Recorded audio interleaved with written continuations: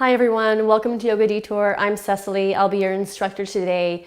We're going to be looking at exercises that are going to assist with hamstring strength and what's really happening when we're looking to stretch our hamstrings. If you do a lot of yoga and you're suffering from that naggy pain right where your leg meets your bum, this is the video for you.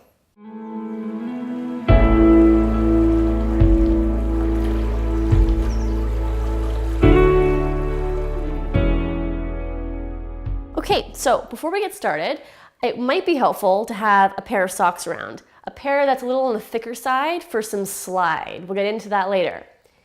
Before I dive into the exercise portion of this video, I want to explain one thing. So when we experience a nagging pain right here in the back of the leg, right at the bottom of your bum essentially, what can often be happening there is some compression of the hamstring tendon. And what this means is that when we go and bend over, there's a certain amount of compression happening right where the tissue of that tendon moves over your sit bone. So if you could imagine that my knee for a second is my sit bone, I'm just going to use this yoga strap to demonstrate what's going on here. So when I'm standing straight, there's not very much compression happening where that knee is, right? And then as soon as I start to bend the leg, see how my kneecap is pushing up into that belt? There's tension on the belt, which in this case would be your hamstrings, but this part right here, see where I can't even get my finger underneath the belt? That's compression. So when we constantly move into positions that create compression on that hamstring tendon, it can start to create inflammation. Because the other thing that's going to cause compression there is lots of sitting. So what we're going to focus on today is movements that are going to get us out of compression of the hamstring tendon and then strengthening the hamstrings themselves to make this whole line of the body stronger and more mobile at the same time. So to begin, we're going to start coming onto the front of the body and lying down. As you move on to the stomach, just take a moment to get comfortable, moving the hips around, giving things a little wiggle. And then just look at whether it's possible for you to contract the glutes, the muscles of your bum, in a way that sends your pubic bone and your two front hip bones down into the floor. So you can see how I'm doing that right now. Just a gentle contraction down, and then relax. Down, and relax. I'm not trying to squeeze so hard that it looks like this, right? That would be like a maximum contraction. I'm just doing enough work to feel that my pelvis changes direction a little bit, and I'm putting more length into my lumbar spine. So finding that position one more time, we'll hold on to it, and then from here, I'm going to try and lift off one leg. See if you can notice the difference between using my hamstrings, we'll do that on both sides, versus using my lower back.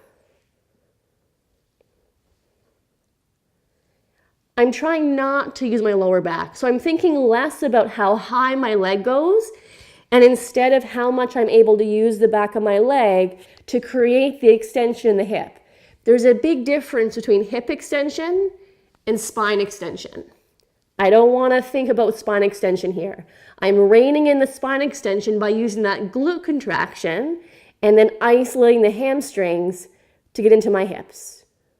So for the next few seconds, just bring the head down onto your hands and then think about using the muscles in the backs of your thighs to do a few repetitions on each side with each leg, keeping your knees straight, even holding one leg up, just long enough to feel that that leg is really starting to work hard. And then let everything relax and give it a shake again, rolling the hips side to side. And then we'll start again. So this time I'm going to engage the same way as I did before, starting with that pelvic stabilization. And now I'm going to start with the leg lift, but flex the foot and kick the heel in towards the bum. And then I'll reach the leg back out and do it again. So essentially what I'm doing here is a hamstring curl, and the tendency for a lot of us will be to try and do that curl again with our lower back. So if you find it difficult to keep the knee floating and the hip grounded, I'd suggest rolling up a towel or using a small pillow and putting that underneath your pelvis. So you have something there to drive the hips into and stabilize the pelvis as you pull that heel in. Try another leg, floating it up, keeping the hip and the pubic bone heavy. Foot's gonna flex, and then we're gonna pull that heel back in towards the sit bone. Of course, you could be doing this action also with a pointed foot. That's simply going to access a different level of muscle fibers. You might notice it feels a little different, maybe a little bit deeper with a pointed foot versus flexed. Now, if you really want to see what the active range is for your hamstrings, we can move into our quadricep stretch and just use the hand to begin with. So see if I'm using my hand, how close I can bring my heel towards my bum. But then what happens if I want to hold my foot there and not use my hand? It might get a little bit crampy. See if you can hold on to it just for 3, 2, 1, and let it go. If you experienced a muscle cramp there, it's totally normal. Often if our hamstrings aren't used to concentrically contracting, shortening, and working at the same time, then a cramp will happen. But if you introduce this type of work into your practice on a regular basis, those cramps will go away. All right, let's look at this kind of movement on all fours. So as I take my hands underneath my shoulders, I want to feel here like I have a lot of support. So if you want to play around with your hand in a wrist position, please go ahead. You could also do this on your elbows if the wrists aren't feeling very good today. We'll start by taking that right leg back again, just beginning with the toes on the floor, stabilizing the pelvis, and then lifting that leg up. And then from here, I'm going to think about trying not to let my knee drop toward the floor as I pull the heel in towards the hip. And then extend it back out again. And then bringing it back in. Can you see that little shake my leg is doing? And bringing it back out. I'll do one more, and this time I'm going to hold the heel in and see if I can release off that left hand, balancing. I'm going to use my hand here against my ribs to pull the ribs away from the floor, and I'm really pushing down through that right hand. Now I'm just going to focus on driving that right heel up, holding that knee bend, holding that knee up, and breathing. Then we'll slowly release the leg into a straight line, release the hand down to the floor, take the knee down, and give yourself a little break. I'll walk you through that on the other side. So once again, shoulders are over the wrists, stable shoulders, left leg glides back. Level pelvis, leg floats up. Flex or point the foot, you can choose, and bend the knee. As the knee bends, the tendency is to let it drop. So we're working here to combine the extension of the front of the hip with the contraction of the hamstrings, in and out. Trying to minimize movement anywhere else in the body. Then holding that leg in the bend, shifting the weight out of your right hand, bringing that hand into your rib cage. Think of pulling the ribs away from the floor and then driving that left heel up while the hips stay level. Taking a breath, holding on, and then extend the leg. Bring the hand down, bring the knee down, and take a rest. Okay? From here, we're going to move on to the back. This is where you might want to grab a hold of your socks. And when we're doing, difficult hamstring stuff, have some fun socks. They lighten the mood a little bit. So let's pull those on. And then find your way onto a slidey surface. So if you're on a sticky mat, it'd be a good idea to move off so you can just be on the floor. So as I lie down, I'm going to keep the knees bent and just notice there how it feels to have a slidey surface under your feet as opposed to the stickiness of your mat. The challenge now as I go to lift my hips up is to not let my feet move. And as I get up to the top of my bridge, I'm not trying to force my chest to open up here into a back bend. I'm more so focused on using the backs of my legs, hamstrings and glutes, to drive my hips up higher so I don't have any dipping here that would look like this. So I'm gonna move length into the lumbar spine, into the lower back, and then I'm driving my hips straight out over my knees, okay? Holding on to that just for a couple more breaths. And then we'll lower down slowly.